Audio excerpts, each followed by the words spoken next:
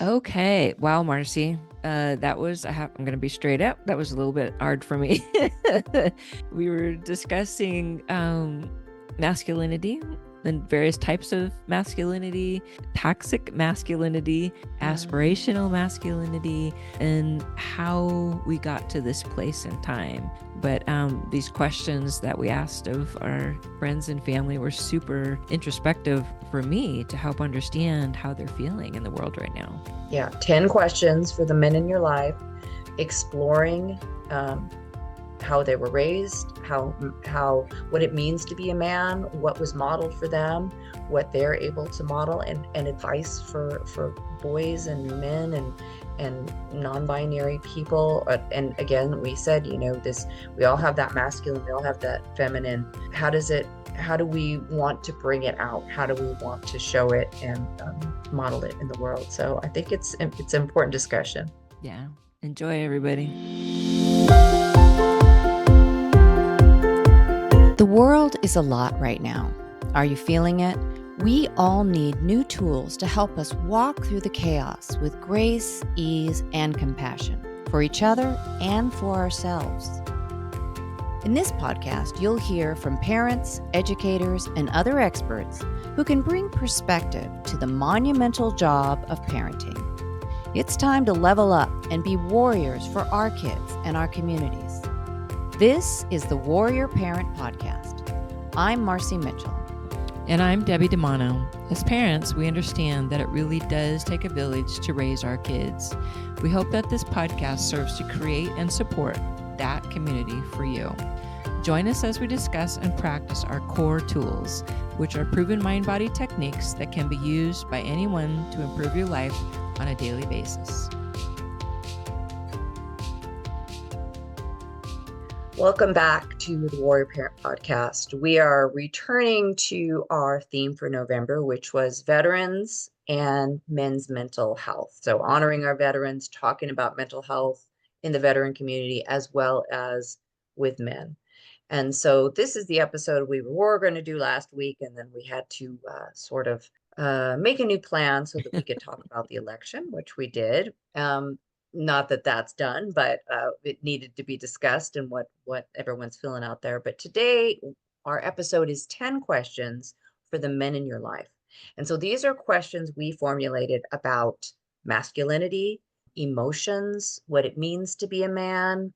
And they start with asking some questions about how you were raised and then also how do you feel about things now, and then hope moving forward. So we're going to drop the 10 questions that we created in our notes in a PDF so that you can refer to them. I would encourage you to share them with the men in your life. If you're a man listening, take a look at them. They're meant to be a little challenging. They're meant to push you a little to look at some things. We shared them with several men, and we're going to anonymously share some of the responses and talk about it. If you end up answering these and you'd like to share them with us, we would love that. We would love to revisit this topic because it feels so relevant and so important right now on the planet. So we're going to get into this talking about these 10 questions for the men in your life. Okay. So where do we begin? So first of all, I just want to, start by going back to the election a little bit. There's a lot of hindsight and retrospective and, dialogue about what's happened and who voted and who showed up and why and all those things. And so I was watching something, it was called not pro, bro, which is the new term for the younger generations, the Gen Zs, the millennials, the bros. And so it's sort of this masculinity, some of it's toxic, some of it's not. But there's a man by the name of Scott Galloway, and I've been watching him for a while. He's from NYU. He also has a podcast called Professor G, and I encourage everyone who's listening to start following him. He has a lot of good ideas about men in the world.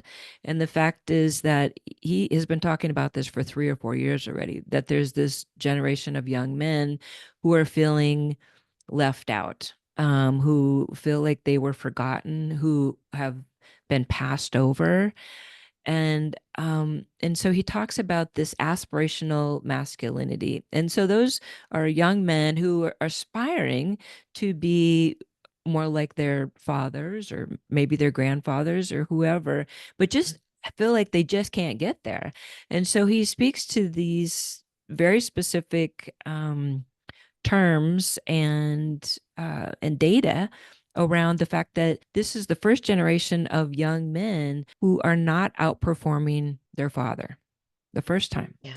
And that probably doesn't feel so good, right? So he talks about that. We also, Marci and I have talked about this over and over and over, and that, that it is incredibly difficult for anyone, any young man, young woman to be able to afford a home right now, right? Yeah. So what he speaks to is that 40 years ago, the average home buyer was 36 years old.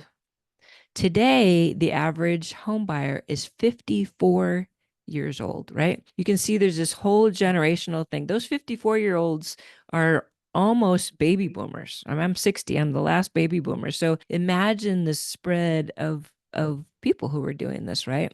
So anyway, he talks about this idea that we have failed to acknowledge young men and what's going on with them in the world right now. And I, being straight up, have three young men in my life right now that I'm parenting. I'm old, but I am still their parent. So anyway, so this really pertains a lot, and as Marci said, we have put out these questions to family members, to friends, and so we're going to be sharing some of this information with you. But anyway, I wanted to Yeah. point that out, and we're Yeah. not man bashing, by the way. This is Mm-mm. we're trying to figure this out. Yeah. We're trying to figure out how we got here, and it's not an easy answer. No. So So we're we gonna start we're like gonna maybe try. defining some terms, like you refer Yes, to yes, toxic masculinity. And so, there might be a tendency to say that, oh, that when we say toxic masculinity, we mean all men, and that's not it at all. And not even any one man, but aspects of that masculinity that are not that are an old paradigm, which we talk about all the time, the idea that you got to be tough, you can't cry, you can't show emotion, you have to be in charge, nobody can tell you anything, you never say you're sorry, you're never, it's the man is always right, the man can get away with anything. I come from on my father's side, a Sicilian family. Very Sicilian Italian culture can be very patriarchal. And there hmm, was, and to make matters worse, my grandmother was the 15th child, and she was one of three girls. And some of the babies did not survive. Yeah, this is Sicily, and around the turn of the century. So, but there were nine brothers who survived, and so they ruled the roost, like, and from age up. So once the dad died, it was the oldest brother, and it was such a clear thing, like, here's the one in charge, and he can do yes, anything. And I've heard stories of just blatant child abuse. They were together a lot because, so now all of them come to America, almost all of them, all the brothers, and then they are together. They're in farming, they're in Central California, and so there's tons of cousins. And so the family's together. This is very Italian too, together for meals and together for this, which is lovely. And yet the senior uncle, after the father had died, was abusive, physically abusive with his kids. And it was done just very openly. And hmm, I've talked to some family members who just watched that, but it was okay because yes, that was he was the patriarch, and so he could do whatever he wanted. And so yes. that is an example of toxic masculinity. And that, by the way, is generational. And we have talked a lot about this, about generational Yeah, trauma. And again, no blame. Everyone's doing the best they can. That's what they knew. exactly. That's what they thought they were. That's how you trained kids to do what they were supposed to You're do. right. Right. Yeah. So yeah. So And then that was trauma, that was his trauma, and then it was trauma he yes, was passing down. And yes, then what we always hope is that we see those generation things, that you can shield some of that yes. trauma and not pass it down, because it does get passed down so often. Yeah. So I I So want I want you to help define patriarchy. yeah. This was one of the questions, by the way, that we had asked a lot of the men who answered these questions, and it was interesting because some of them said, especially the younger ones said, I had to look this up, LOL. So so we're here to define patriarchy and help maybe some people understand how we got here and why patriarchy is something that we should pay attention to. Yeah. So we'll start in that very traditional way of just taking it right from the dictionary. And so it is an act, and this is from the Oxford Dictionary, a system of society or government in which the father or eldest male is head of the family and descent is traced through the male line. So that's, that can be just the fact that, Debbie's last name is now DiManno and my last name is now Mitchell. And those were not the names that we were born with. The Right. idea that, that male line is, what matters most. Yeah. Let's see. A system of society or government in which men hold the power and women are largely excluded from it. And then the third piece is society or community organized on patriarchal lines. For sure, the American system of government is patriarchal. So again, 250 years, we still have yet to have a woman president, a woman in this highest position. And we know that it is not because women are not qualified. So that's one piece of it. And then, we're just getting, now we are seeing women in some of these positions in senator and in Congress. But again, it's just this, it's like it still feels like a bridge too far for the highest one. Yeah. It's It's always just interesting. it's a very slow process, right? It is a Yeah. very slow process. 150 And years and we say half the this all the population. time. Yeah, like maybe not in our lifetime, right? Like we're here just planting some seeds, right? We're hopeful, Cancel that. but yes. I can't. I just can't. I I know. want to see it. I know. We can Yeah. hope. Yes. Yeah. So, Um, but I think that's just so important. And the other part that I get so frustrated about, and this is in talking to younger generations, like these these people, these men who I interviewed, they no longer have civics and government and those types of things that are taught in schools. And I still like shake my head and wonder like why did we not do this? I think we've done such a disservice yeah. to our young men. They wouldn't have to. Including music. Like there's so many things that Yes, have been cut that yes, are so important to a yes, complete human being. yeah. But I Yeah. think But yeah, they I would. think loss of civics and social studies, or not to go on a tangent, but this idea that there's certain things we shouldn't teach because, people, this whole thing about critical race theory has been it's one of those things all just full of disinformation. Critical race theory is really just teaching the truth about history. And a lot of Yes, things that I know I never learned as a kid that I have learned as an adult through research, it doesn't it doesn't hurt me to find out that that there was more white supremacy and that there was even we think, oh, you know in Civil War ended and we freed the slaves and it was all good. Well, of course it was not all good. There was some real gains for people of color, and then the pushback and down again, and then Jim Crow, and then black towns, prosperous black towns burned to the ground. How many of us learned that in school? We didn't. So right. not teaching that does a disservice to all of us. We're not learning.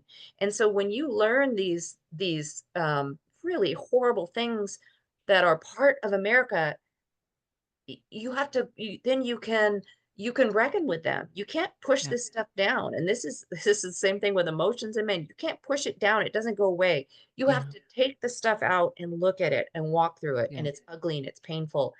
And so that's our history, that's our emotions, and that's just showing Yeah. up in the world. Yeah. And So, pretending things didn't happen is not is not patriotic. This right, idea that you can't say anything bad about a nation or about our fathers or right, about the men in our lives or right. about the women in our lives. Everyone, we have to look at stuff. We have to be open. We have to Yes. we have to be That's the honest. only way we can heal it, right? Exactly. Right. So let's talk about that. So, like a lot of the questions we asked were, are you comfortable expressing your emotions? Right. Yeah.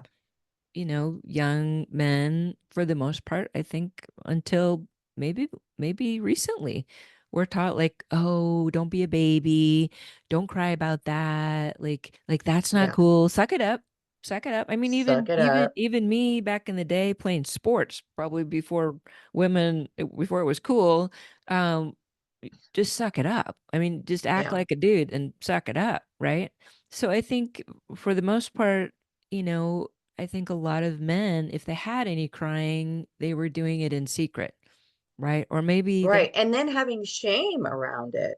Like yes, how did we get to a place where expressing emotions, where feeling something um is shameful? That's human. Like being human is shameful. right, right. And we talked about this, you know, Marcy and I go on and on about teaching, you know, social emotional learning. And Yeah. by the way, social emotional learning isn't just for girls; it's for boys to understand, you know, what their emotion, you know, why they're crying right now. Like, well, something bad happened to me. Okay, like let's talk about it, right? Instead of Yeah. just stuffing things down and here we are 30, 40 years later, and now, men are, much older men are having a lot of issues, with cancer, um, with you, Mental health you issues, name it, heart suicidality, disease, off the suicide, charts. stroke, all of it, right? Yeah. Because they were taught to just put it away. There's no You room know, and for that's this. it. It starts right there as a baby. And, we've had some gentle parenting experts on, and I love it so much. It's so Yes. foreign to how, what I saw in the past, the way my mother was told to parent, the way my grandmother was probably told to parent, but this idea that you can't spoil a baby by picking a baby up. So from that Yes. that infant stage, when they cry, pick them up, let them know they're safe.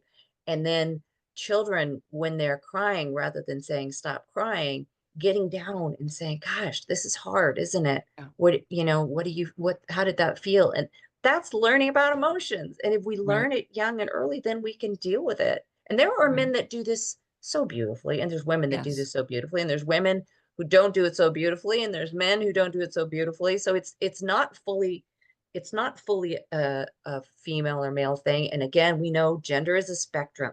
And so wherever you are in that spectrum, you have there's your feminine energy, there's your masculine energy. To bring these together, to find the way to be in balance, is that's just part of the work. Yeah. And that's okay to do Yeah. that work. It's good. It's good for you. It's good for your family. If you're a man, it's good for the boys and the Right. girls and any kids anywhere on the gender spectrum that you are raising, to see you model dealing with your emotions, and when you fall, when you screw up, owning Yeah. it. That was Yeah. not something that was No. modeled for me as a kid. That as a parent, you know, especially as a dad, you didn't apologize. You didn't ever admit to being wrong. Yeah. This is Accountability, interesting to me. accountability, vulnerability, right? Yeah, and now I see, I had to learn that with my own kids and with my husband, because Yeah. I didn't think you were supposed to apologize. Like, I don't know, it's not that I wasn't taught, like, when you bump into someone or you just learning that of Yeah. course you say, oh, excuse me. But when you really screw up, I had this sense that, oh, don't let anyone see that. That makes you Right. less than. And it's Yes. so different. It's so the opposite, that Yes. you have to own your stuff and say, whoa, okay, Debbie, I can't, I said that yesterday. I wasn't, I came from my fear, or I wasn't thinking or whatever, and I'm really Right. sorry. Like, just Right. owning your stuff it makes you Yeah. so much, Yeah.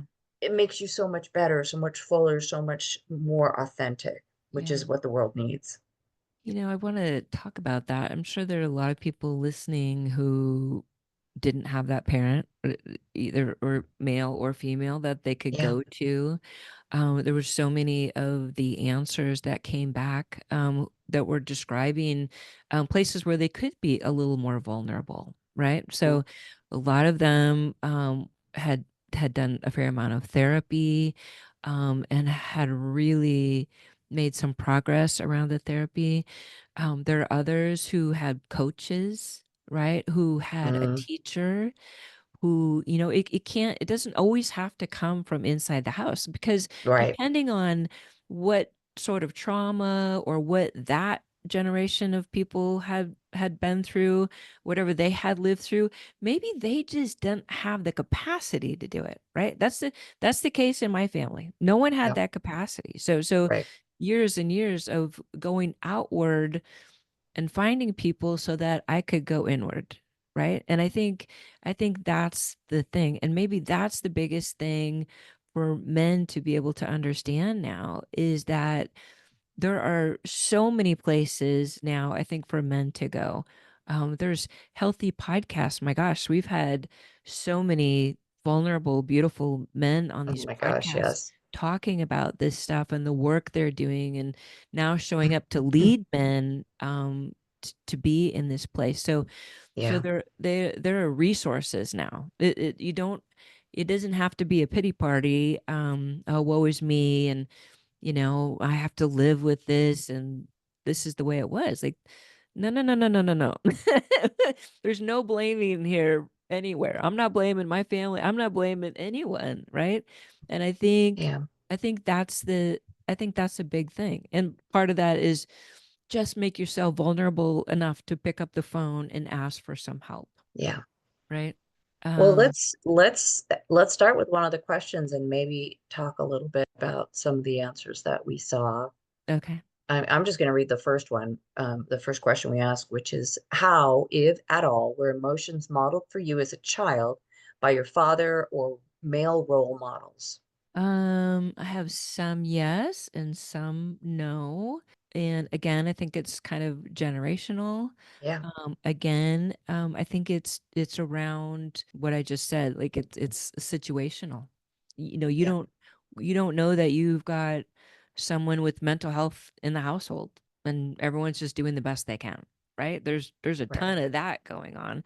Right. It could be that there are, marital issues in the household, right? And so there Often. is no time for the gentle parenting or whatever it Right. is, conscious parenting, whatever, right?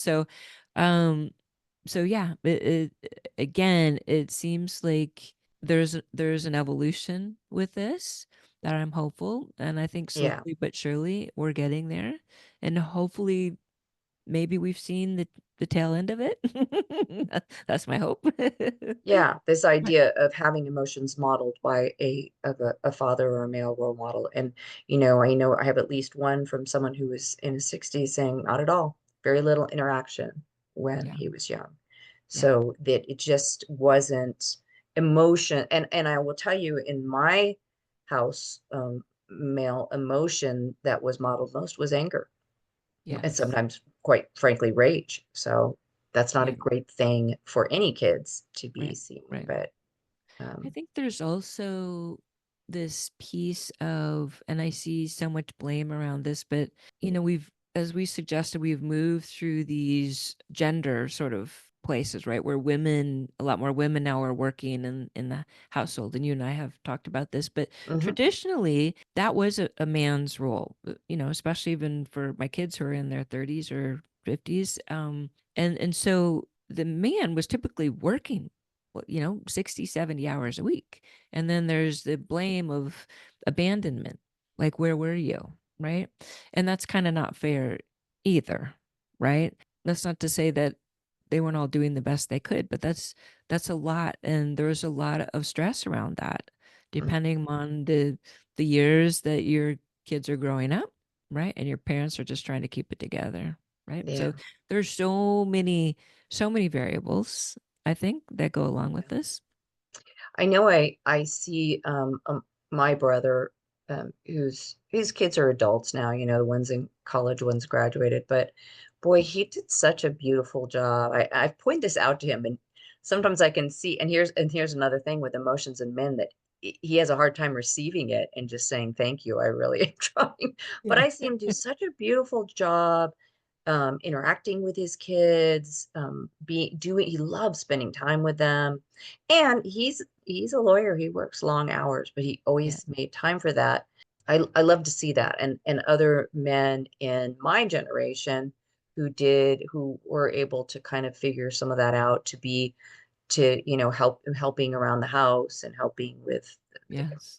okay. I gotta stop myself. I gotta call myself out on that verbiage, helping with a house. Like a household should be a team thing. So the man isn't supposed to help out. Like everybody's supposed to be taking their part in doing it. This idea Right. that, oh, I'm gonna help my wife by running a load of laundry.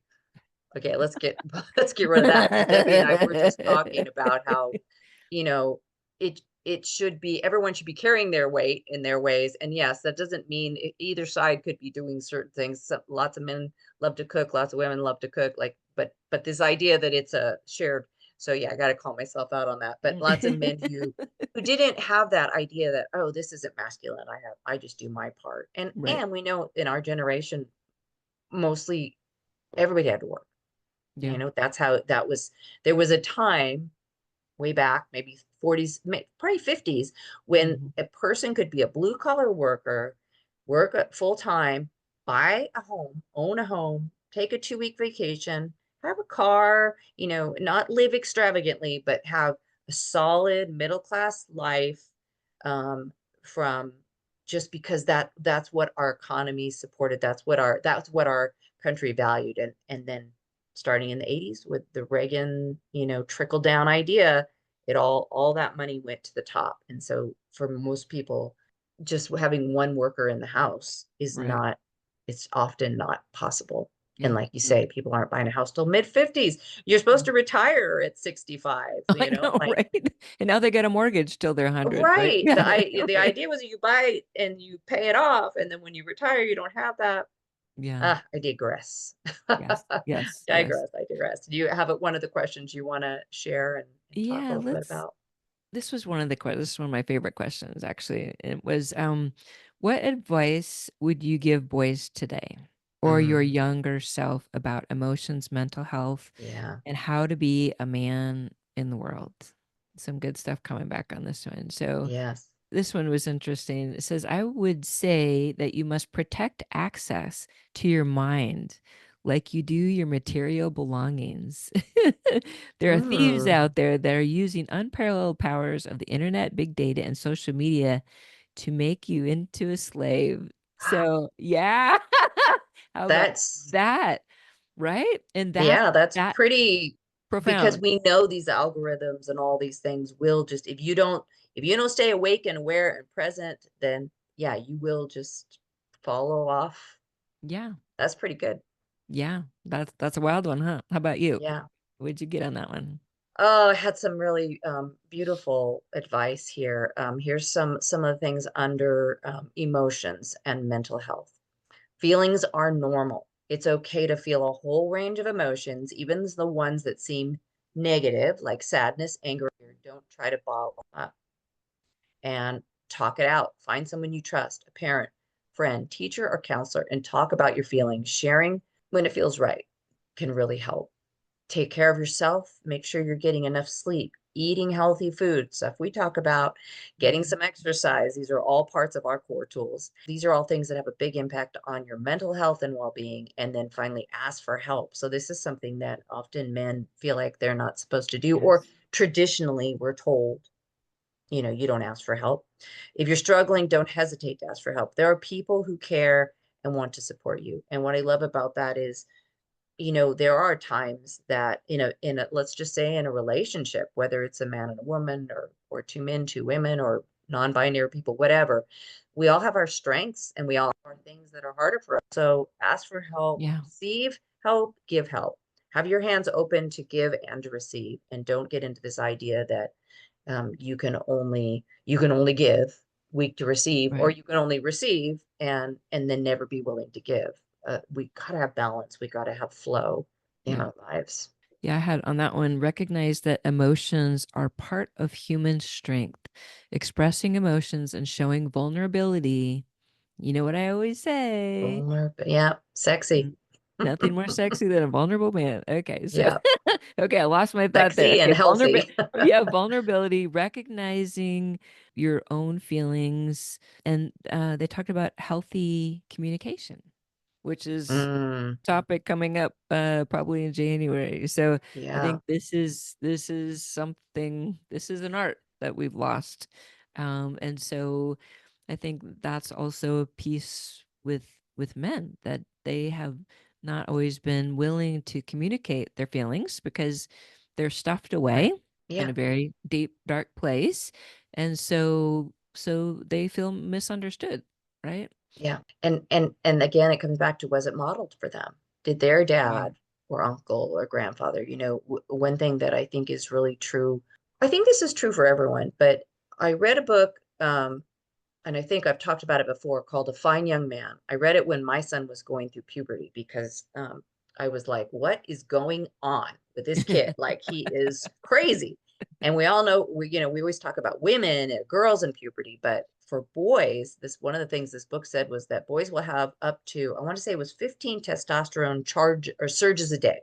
So, Whoa. this, like, where a woman or a girl, it's more cyclical around the month, maybe. We all Yeah. talk about this, and Sounds it's not like always the case. menopause, actually. But yeah, but Yeah. for that's a whole other topic.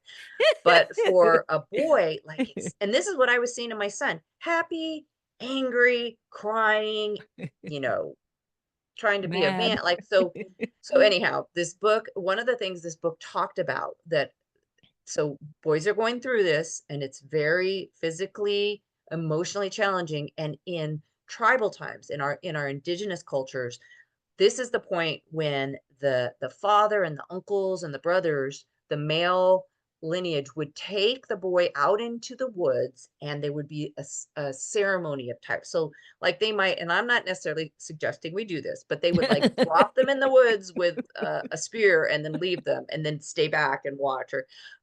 Or they would have some ceremony where, like, Yes. some places they circumcise them at like 13, and that's, Right. again, very traumatic. But this, Yes. the part that's relevant is this: now you are becoming a man, and now, we're going to show you how to be a man. We're here for you, your uncles, your grandfather, your brothers, all the men in our tribe, and we're going to show you what that looks like.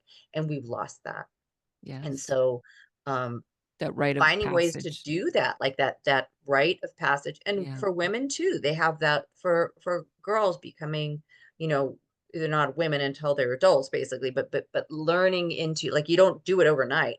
Leaning into your adulthood, to your divine feminine. So, I thought that was really interesting, and more ways to honor that. Some Yes. cultures still do it better than others. That Yeah. it gives foundation as you move forward. It gives you these ideas of how to show up, and it tells you, because you know if you don't, if you're not intentional about what you're building your foundation on, you're still going to build a foundation. It's just going to be built on whatever happens to slip in, versus intentionally finding these values that matter. I have some advice from someone, again, in his 60s. Be yourself. Don't let anyone tell you what it means to be a real man. Those are his quotes, so I'm putting them there. Be true to yourself and your values, and then respect others. Treat everyone with respect, regardless of their gender, race, religion, or anything else. So that, I think those are some really great Yeah. bits of advice That's about beautiful. being true to yourself, and then also showing that respect. That's People beautiful. deserve Yeah. respect. Yeah. Yeah, I have a couple of different perspectives. So for those in the younger generations, some of them said, no, I don't have a lot of hope for the future of boys and men. Mm, That kind of hits home, that's right? heartbreaking. Yeah, Yeah, right. And so it gives you perspective on sort of what's going on right now. Like why this, like, they're angry and they're mad and they want to fight and they pull out guns and shoot people, and like doesn't that make sense? Right? Like right, to really understand where they might be coming from, right? And then there are others who have more hope, those who have done some of this very difficult work, which is not so easy for people, and not everyone has access, right? right. And then from someone who's older who says, are you hopeful for the future of boys and men? Of course. Evolution happens. When things ebb and flow, they have a way of sorting each other out. Evolution can be painful, but we've all been through a lot worse. So you can see the Yeah, historical perspective from someone who's been around Yes. been around the And that's block with and age comes the wisdom, yeah. and you do survive things. I have a few things that I think about on that. One is this wisdom that this too shall pass. So when we're in the midst of really tough stuff, we can remind ourselves, nothing lasts forever. This Yeah. too shall pass. And then there was another person, I don't remember who it was, but someone told me that life was like a circle, like very cyclical. So, it's you're up and then you're down. And so like when you're down here, maybe you're looking forward to the up again. And when you're up here, it's not that you're dreading the down, but you have perspective. And one other story that comes to mind, and someone just told it.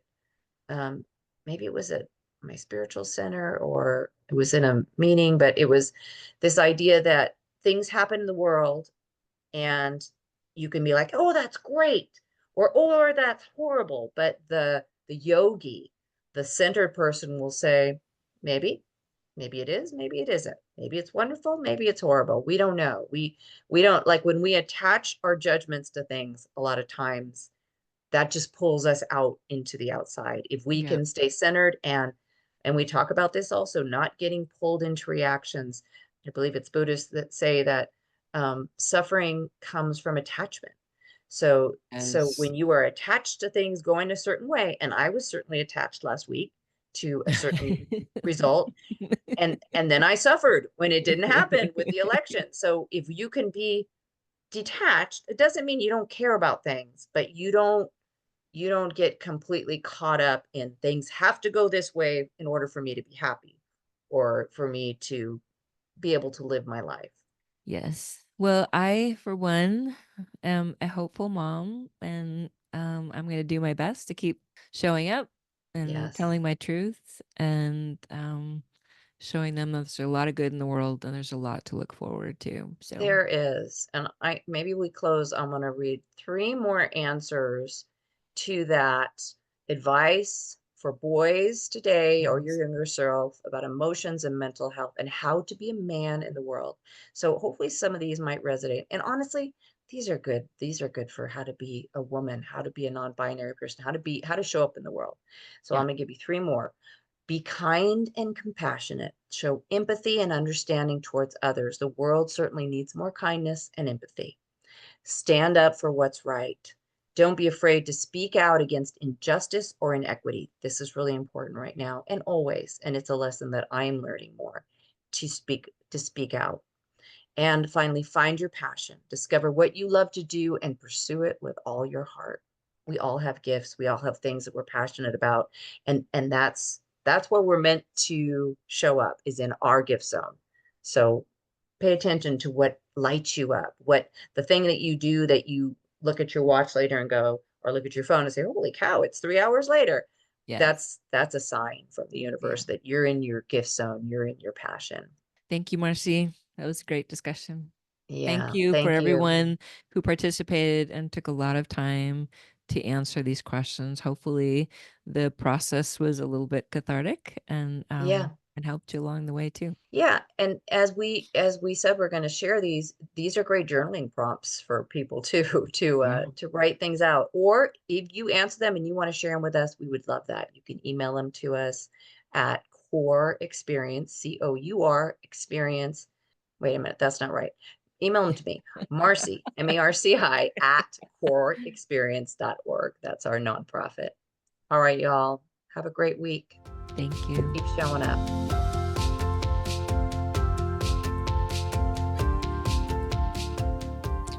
And now for your core mental health break.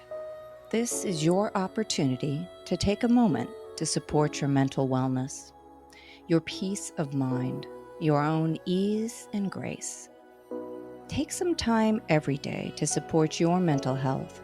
You deserve it, and it matters. So today we will do an affirmation. So I encourage you to speak this aloud.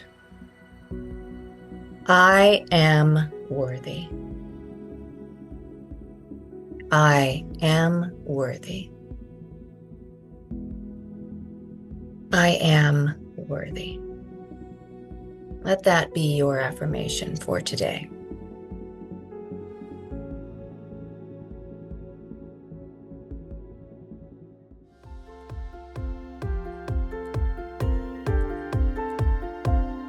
Thanks for listening to the Warrior Parent Podcast, which is a production of our nonprofit, Cour Experience, who also creates and distributes Cour tools.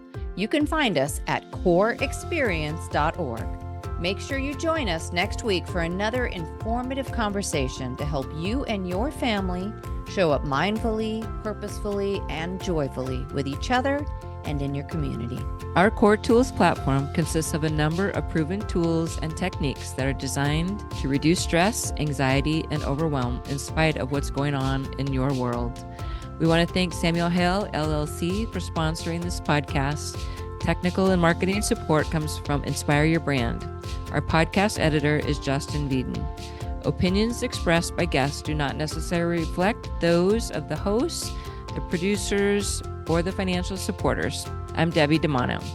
And I'm Marci Mitchell. Thanks for listening. If you resonate with the idea of creating a community to help support kids and families, won't you join us by following the podcast and sharing this episode? You can even write a review. It truly does take a village, and we appreciate you.